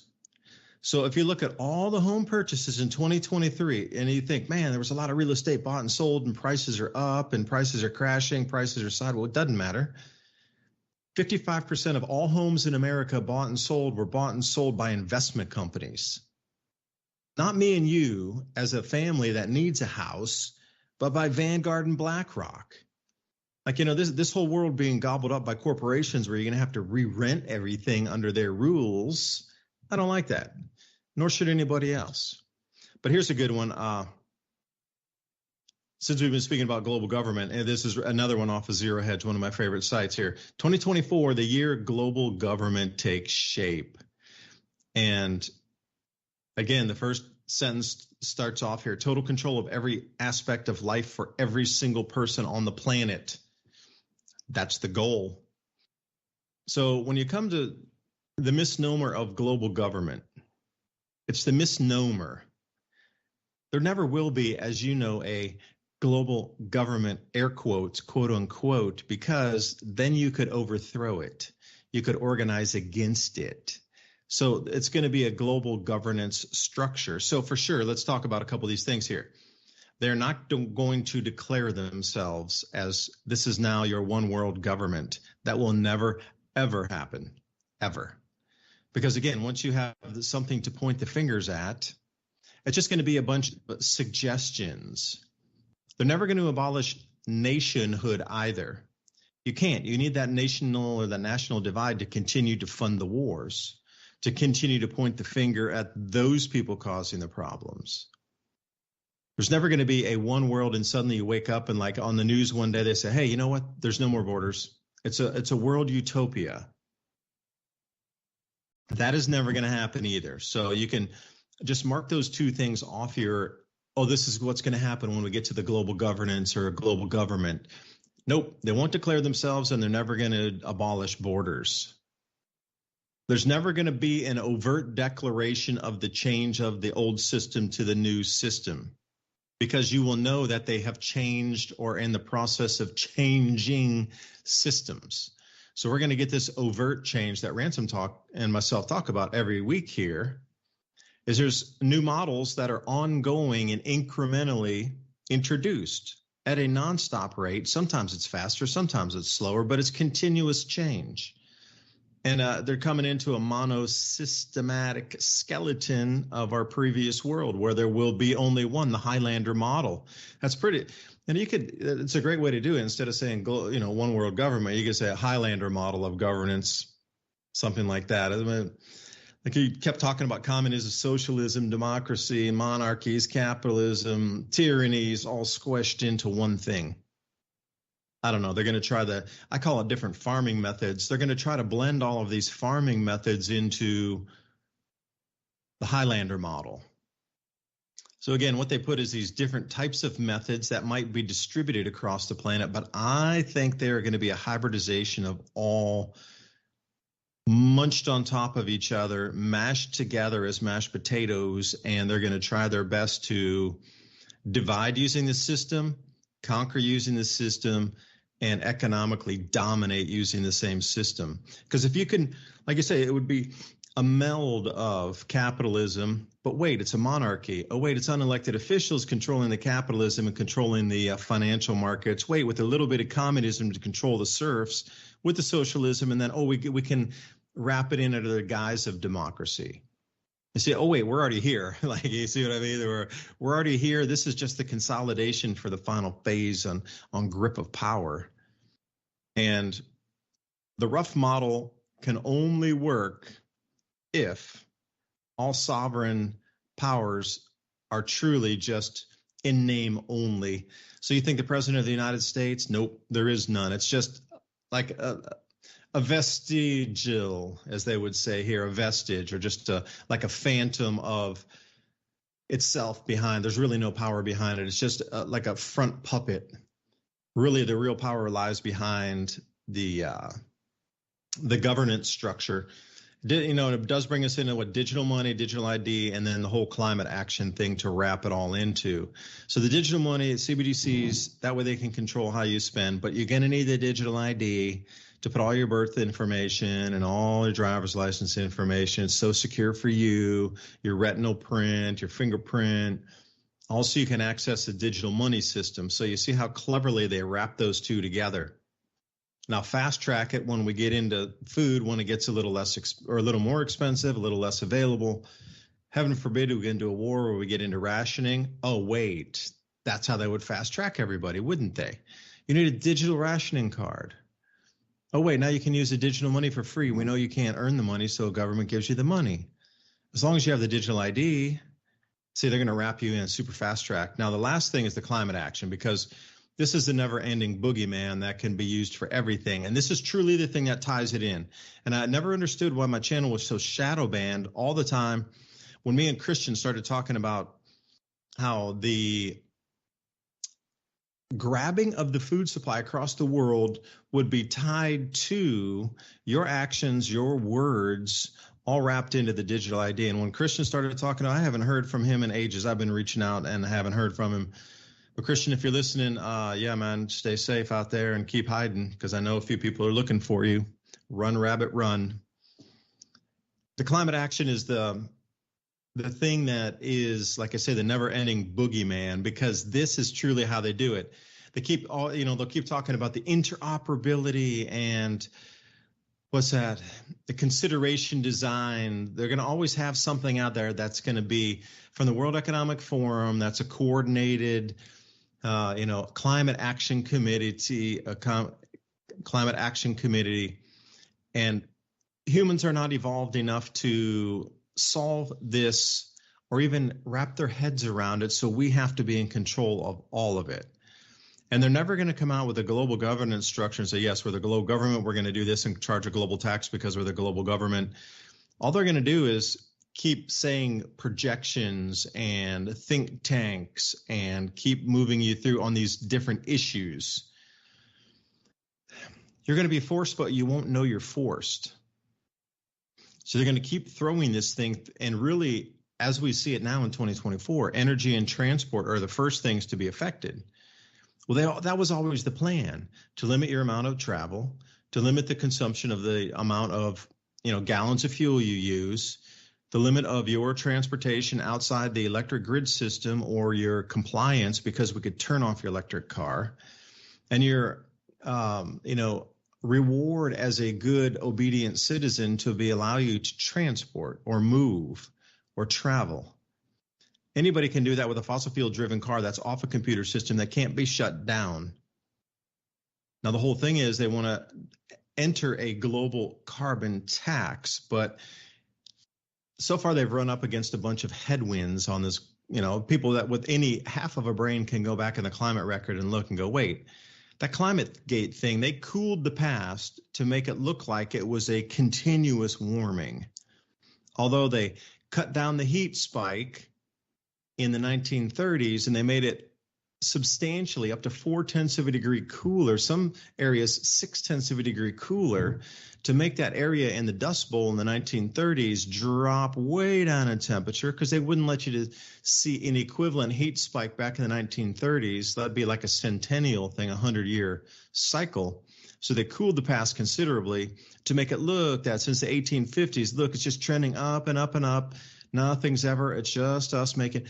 But that was the whole thing about climate gate emails, is how all of these scientists in unison with their academies and with their institutions came together to absolutely do fraud inside the climate record for the agenda to push forth to get a global carbon tax. Now, the more they pushed this agenda, the higher they were paid. And if you didn't do that, you lost your funding.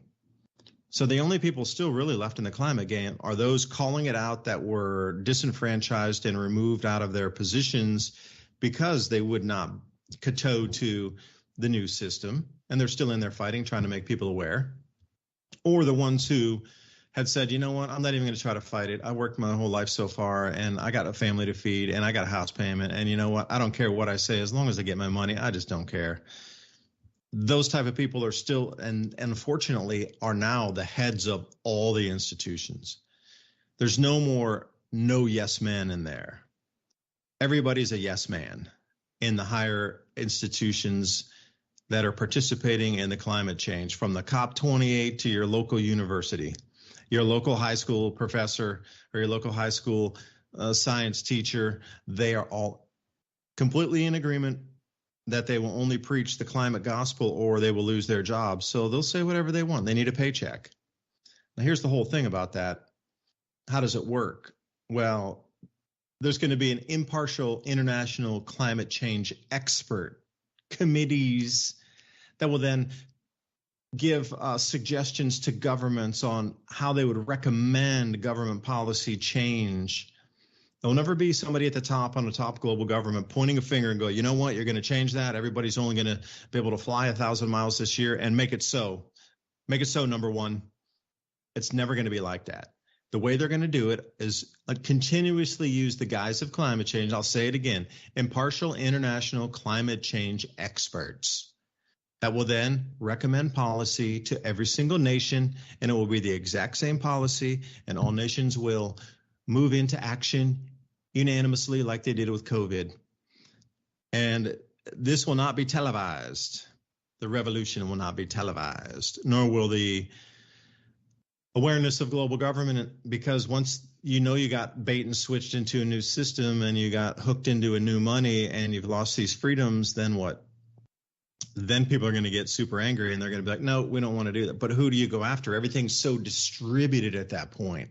It's across every nation. It's across every institution, from universities all the way down. It's across all governments.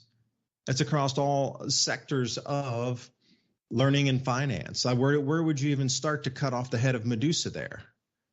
That's the whole thing. They make it so difficult. Now it's so distributed that there is none, but it all operates with the dictates of just a couple at the top.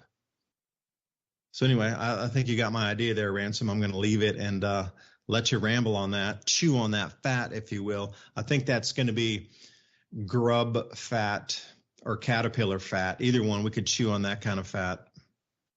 You, right? I think you're exactly right. And that's kind of what I've been saying. And like, it's an amalgamation of all the isms put together, smushed together, because they were all created by the same people. I mean, think about, if you know your history, we kind of financed Mao, we financed Stalin, we set up the bad guy, and you're exactly right. They'll never get rid of the facade of the nation state, but what they will do is gut it. They'll gut the sovereignty of it. They'll gut the production of it. They'll gut the identity of it. And that's the plan going forward, obviously, an amalgamation of all the isms under the centralized control of an invisible world government. And I think that goes into why you're seeing all of these elites buying bunkers, moving to the south of the planet down there. They're buying armored redoubts. It's the same reason, which is funny because and I don't know, maybe it's not going to happen because of kind of a ego. But the royal family was talking about, abjugating the throne and kind of disappearing into the background with one of the world's biggest supplies of gold, right? But instead, Mama died, and you got the new king, and he seems to be on board with the climate cult. Matter of fact, everything comes out of his mouth is about that, and he's down with the depopulation agenda in full. And this is where you're going to see the real design of the Great Reset, or at least the aftermath of that. And what it is a technocratic feudalist system where you have little governors in areas controlling that and enforcing the world governance. True, you're only going to have the facade of independent nation states, but the governance will be world governance. And we already saw that with the pandemic. We saw the extent of world governance when it came to that. Every nation on this planet participated in that program in one way or another. Only a few people spoke out against it in each nation. And, well, we know what happened to when you spoke out against that. So I think what that was is just a really small beta test of how easy it is to segregate the elite and the common man into two different, two-tiered of justice system, a totally separate and definitely not equal group of people. The elite that continue to go out and party and go on vacation and drink, including right here in the communist state of New Mexico, where our governor would have, people open up just to cut her hair, and the jewelry shop open up so she could shop for a few things because she's our governor, our little queenship. It's the feudalist system. Well, everybody else had to shut down, and everybody else had a curfew, basically, travel bans, which I did not follow because, nowhere in the Constitution did it say that she had the power to do that. And they're claiming these emergency powers to take away from the sovereignty of a nation and the laws in there, saying, well, that's great, but none of that counts because we have emergencies we have to deal with. And matter of fact, recently, in that same line of thinking, our dictatorship decided that she would curtail the Second Amendment under the same concept, a health emergency that she needed to deal with. And we've seen this with many governors. And that's the end result of what this is. It's a technocratic top-down system that on the bottom end for the common man, you're going to get to see the old school feudalism of Europe back in the day, where you had a kingship and then there were lords, and we'll just call them different stuff like governors, city managers, and they'll enforce these world edicts and this world governance upon the locals, despite their local constitutions, despite electing supposedly people in that would represent them. When they get in office, they still go with the main thing. And that tells you how powerful it is that every single politician, it seems, that says one thing, once they get elected or they take an office, they go ahead and side with the other set of ideas that you were opposed to. And that's what we're going to see. But think about this, is in the future, no one will even know where these edicts are coming from, because the program will be so big that you won't know how it's trickling down. All you'll know is what your local authoritative sources of information and authority tell you need to do and tell you how it's going to be. And they practice that worldwide just now. So it's not beyond imagination that any or every emergency from here forward, including but not limited to world war, further pandemics, any kind of natural disaster, just for example, let's go woo-woo for a minute. And I'm not saying this is going to happen by any stretch of the imagination, but it is a possibility. Say we keep kicking the can to about 2029, and everybody keeps arguing about global warming and whose idea of the afterlife we're going to respect, or all of those things just thrown in there, gender ideologies or arguments, all of the arguments that they give you of our time, consuming the populations. While in the backdrop, you have the most powerful elite people and organizations on the planet preparing for some kind of doomsday. They're not making these vaults with regular heirloom seeds and genetics from everyone, stockpiling genetics from not only extinct animals but living ones, stockpiling human beings, individuals that lived on the world, storing their genetic information. They're not buying these armored bunkers because they don't think nothing's going to happen. They're doing it because they can feel it or they know about it. And that's something that's down the road. But let's say we just kick the can and everybody's doing that in the background, and then this rock named Apophis swings by and hits the first time. Or maybe it does just hit the keyhole in 2029 and swing back around in 2032 and demolish everything. Do you think you could adapt to 2032 in that scenario? Because what we're talking about is something that has probably happened to mankind before, at least on some level, maybe not exactly a giant rock, but they've had the repercussions of giant volcanoes, tsunamis, worldwide floods, things like that. And somehow different forms of humans came out the other end to accomplish what, seems amazing, but probably not the first time. And that's the civilization we have now of human beings now. But it's not beyond belief that the elites, all the way back in those times before the deluge, knew about it. In fact, we have writings that suggest exactly that there weren't just, people caught off guard. Some people knew that there was an impending doom about to happen. We have religions based on that idea. We have temples like Göbekli Tepe that seem to be some kind of new library to consolidate information and knowledge of the time in fear that it might be completely lost and erased again. And so you bring us back to now, and now you got all of these elite people working on all these problems. We have people up in space playing with asteroids. So keep that in mind. We have companies that are not telling governments which asteroids they're trying to get on in mind because they don't want the competition to know. And then you have governments that seem to have their finger itchy on the trigger, wanting to use some of the older nuclear technology so we could phase into a whole unrecognizable world. I don't think that there's any shortage of these fundamental transformations all happening at once. But the end result will be a technocratic feudalist system. And guess what? To throw a little much more on the woo-woo, at this point in technology, they don't even need you. And that might be the mistake of our time, is assuming that the elite and the governments, the continuity of governments and the powers that be actually need you or care what's going to happen to you.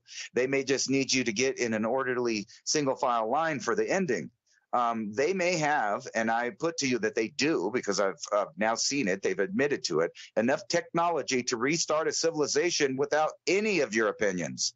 From scratch, they can set up, think about it. You can have 30 people run a facility that's growing like 3,500 babies. You could build 100 of these, 1,000 of these, and in just 20 years, you would have a big workforce of cities ready to go, startups, if you will. People are naive enough to think that they actually care what the mass billions on this planet are, the fate of them. But they do tell us exactly what they want to happen.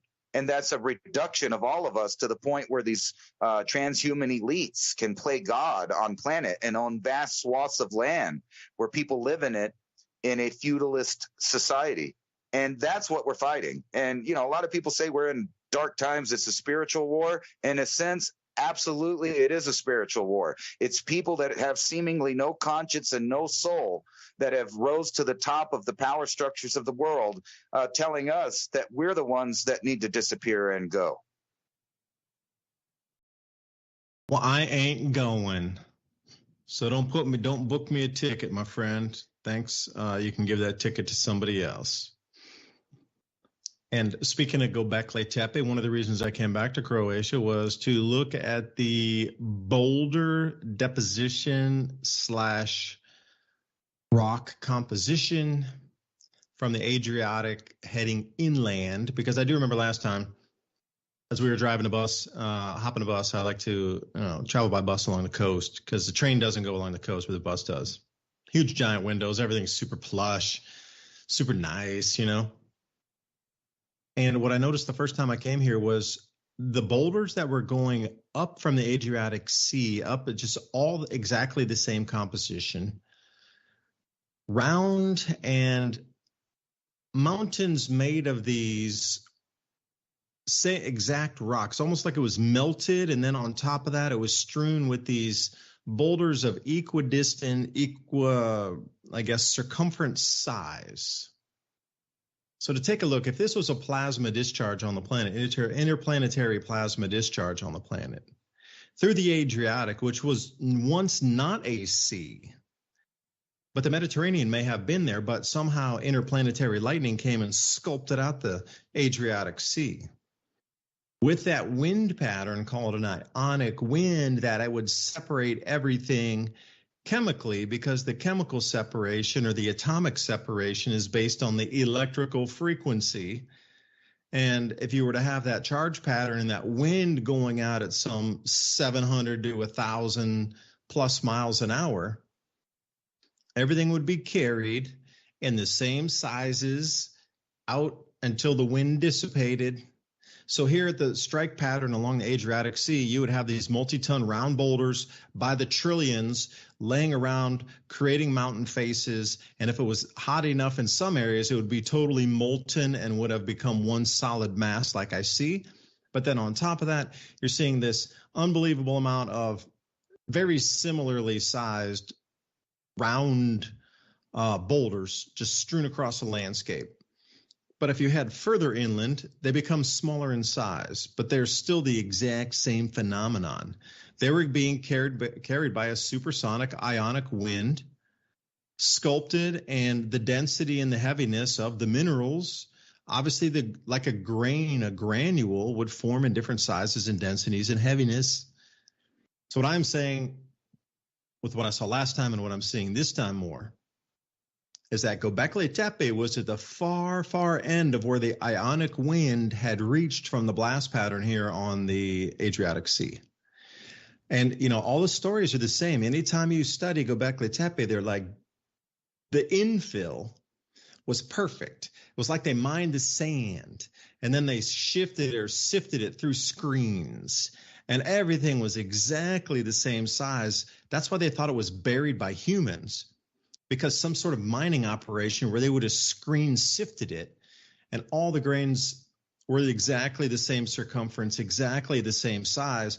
And they really did think that humans were the ones that had refilled in Göbekli Tepe, and then had enough extra time and energy to build the top of a mountain to also fill it in with that exact same strata, size of granules, and then just basically sculpt the top of a mountain so you wouldn't even know that site was under the mountain. But if it were an ionic wind blowing, and that's where the end distribution pattern was, so instead of seeing a 10-ton boulder here or a 20-ton boulder on the side of the Adriatic where the strike pattern was, where that blew literally off out 20, 30 miles from the strike pattern at 20 tons. Imagine if it was a grain of sand like what you're used to on grains of sand on the beach, but that was some 800 miles going over to Göbekli Tepe. 1,200 miles that direction is where the final winds and the final debris would have sifted out and fallen out of the atmosphere. That explains your burial of all the perfection of the infill in Göbekli Tepe. And Göbekli Tepe is just one of the sites. There are 3 more sites that they have found within 12 kilometers or about 6 miles of that area that the kids all knew about. They all played when they were kids. There's underground, reservoirs, underground passageways, etc. And they're starting to uncover a few more. And now they're wondering, are these things interconnected under the ground? But how history is always so murky, they never really push forward with a lot of the discoveries because it would rewrite history as you understand it. Because Göbekli Tepe as itself is a find, okay, that redefines history itself. But to find multiple sites that were dated with Göbekli Tepe, but then connected underground through tunnel systems, that defies logic on even the ability for the technological advancement of the society. You have to scale it up a 10x. And then what are the artifacts that they would find in these tunnels if they really start getting under there to do a lot of the research?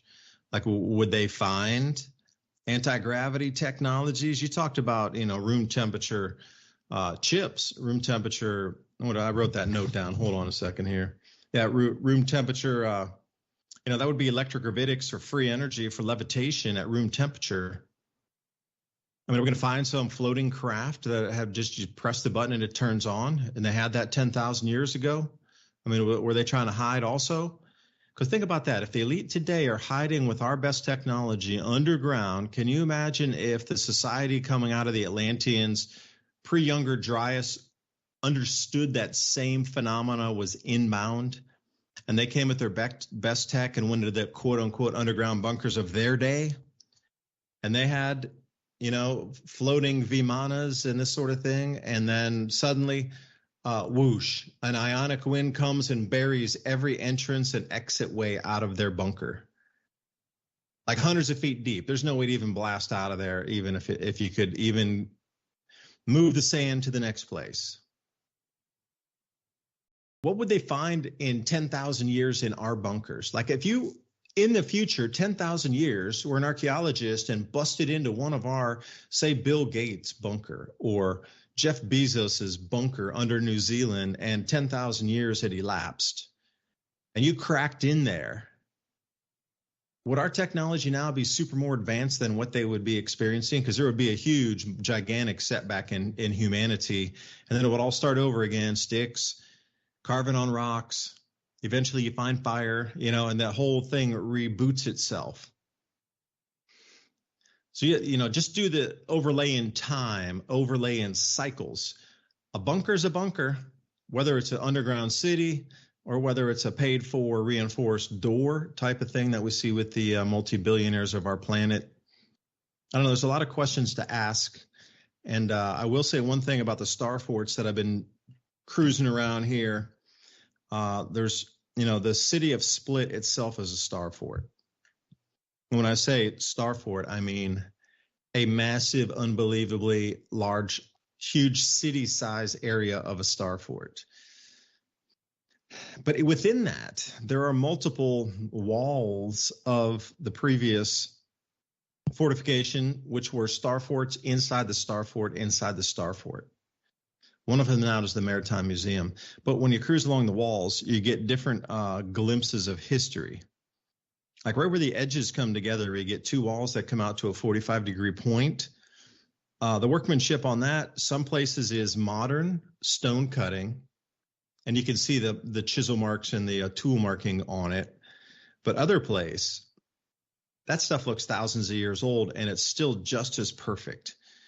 But when you go either side of where the reinforced points of the two walls come together, you start to see some areas that had the original inlaid blocks where you can't even put a sheet of paper between them, into what you consider where they tried to repair it 500 years ago, which weren't the same size blocks, but they were still pretty large, into the more modern kind of stuff where it just looks like a kindergartner put together compared to. And that's kind of the study I'm doing right now over here. And I'm going to, for those of you over at Patreon, I'll be putting out a bunch of this research here over the next week, especially with the star forts and the walls and the reconstruction. And what was cool is my wife and I, we were up taking some photos in the morning of this one kind of remoter section. Hardly anybody goes back in there. And this guy's like 75 years old, and he didn't speak really much English, but he's like, hey, come here. But I knew he wasn't yelling at us. He was trying to tell us, come here. So then he points at this one section in the wall, and he goes, Yugoslav army. When I was a child, we played football here, and there's an entrance right in here. They covered it up. It's a tunnel system here, different tunnels. And he's like, Yugoslav army, and we played kids as football and stuff. But he showed us where one of the old entrances was, and if you didn't know it was there, you'd think it was just sloppy repairmanship. But once you knew that there was an entrance to a separate tunnel system that is now covered up, then wow, what are we looking at here in terms of time? But anyway, Ransom, take us out, man. I just thought I would start blasting on the different layers of time that I'm seeing in front of me on stone carving workmanship. I see 3 distinct periods of time in the stones in front of me. Right. That's kind of what you see everywhere in the ancient world. You see somebody that could make some really big, nice cut stuff, and then you see other people come in and building the same or trying to copy it on the same spot, which is funny because I've been searching the Chinese landscape for all of the pyramids, and I'm building a Google file map with the location of all of them. And I'm realizing they're all in a specific line, and it was a massive city that's really being underplayed. And this is what even archaeologists are saying, an 8,000-year-old, site. I think it might be a little bit older than that. I think what you're seeing maybe is a younger Dryas era city that got wiped off the map, because when you look at it, it's right between the mouth of it's in a Y of rivers. So whoever was living there, you can just imagine with all these pyramids everywhere and the houses and all of the other infrastructure that must have been around it that's no longer there. Like it's just totally gone. All you see is the remnants of these pyramids that, by the way, are the same style as the Egyptian thing, with the very top stone missing or the top part gone. So, a lot of people say there was a capstone. There might not have ever been a capstone, because it's a sacred geometry spot and an idea. It's pretty weird. So, and you're talking about all of these other things. I think we're at the point where so many things are being uncovered that they have to put the cork back in the bottle. And that's part of this cycle that we're ending right now. I can help you with your research. When I was living in China and working there, I went to Shenyang and I was studying and visited a bunch of the pyramids also. This is way back, like before the Olympics, like 2005, 6. Like there was nobody out there, and checking out the little museums of what stuff they've excavated out of the tombs, which are now pyramids. And yeah, man, I'll send you off some of the photos so we can compare notes, because that was my thing. Jumping across the Chinese pyramids. Anyway, next week we'll talk to you. Ransom Godwin, David DuByne signing off here, Revolution Radio, Studio A. 10 p.m. to midnight, Thursday nights. See you next week. Make sure you sign up for our show notes. oilseedcrops.org. MIAC show notes. Thank you for listening to Revolution Radio. What the heck is the truth?